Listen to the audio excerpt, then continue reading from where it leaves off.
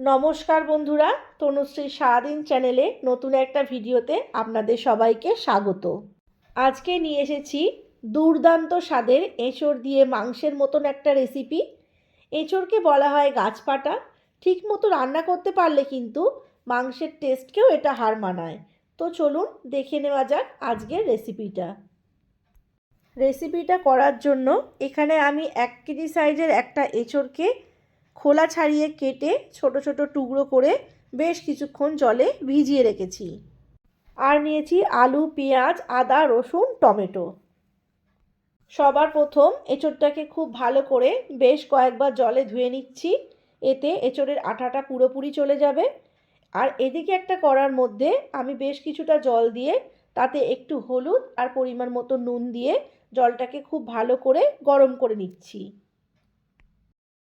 জলটা খুব ভালো করে গরম হয়ে গেছে। এবার কেটে রাখা এঁচোড়টা এর মধ্যে দিয়ে দেব। এঁচোড়টা সেদ্ধ হোক, ততক্ষণে এদিকে বাকি রান্নাটা করে নিই। কড়াই দিয়ে দিচ্ছি সর্ষের তেল।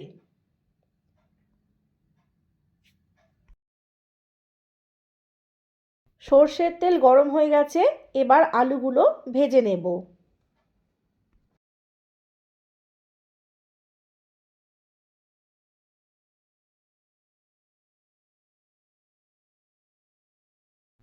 আলুটা ভাজা হয়ে গেছে, আমি আলুটা তুলে নিচ্ছি।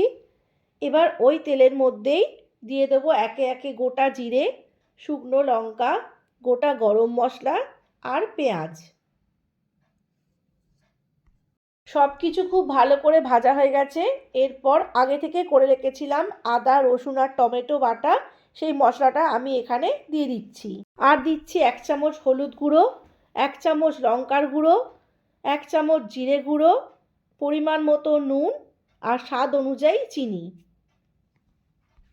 সব কিছু মশলাকে খুব ভালো করে মিশিয়ে নিচ্ছি। দেখুন মশলাটা খুব ভালো করে আমার কষানো হয়ে গেছে। এখানে মশলা থেকে অনেকটা তেল বেরিয়ে এসছে। এবার আমি ভেজে রাখা আলুগুলো ওর মধ্যে দিয়ে দেব। আলুর সাথে মশলা কষানো হয়ে গেছে।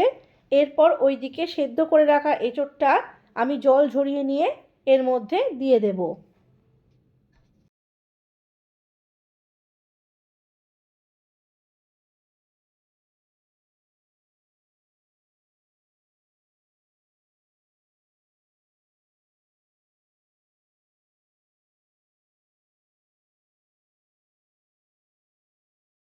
সব কিছুকে একসঙ্গে মাংসের মতন অনেকক্ষণ সময় ধরে এটাকে কষিয়ে নিতে হবে।